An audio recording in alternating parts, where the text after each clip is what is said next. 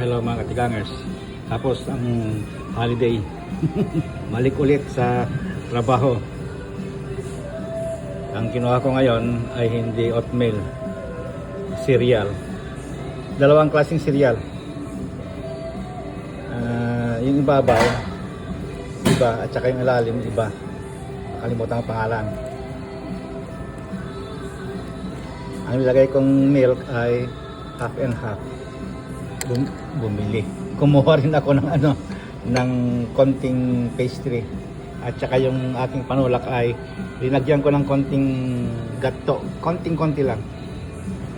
Yung silk soy milk ang linagay ko. Kaya eto, kainan na. Tikman natin yung kasi may cereal na may tamis na eh. Hindi, apat kasi itong pagpipilian eh. Dalawa lang klaseng kinuha ko.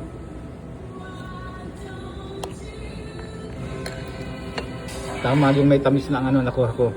Okay, bye-bye.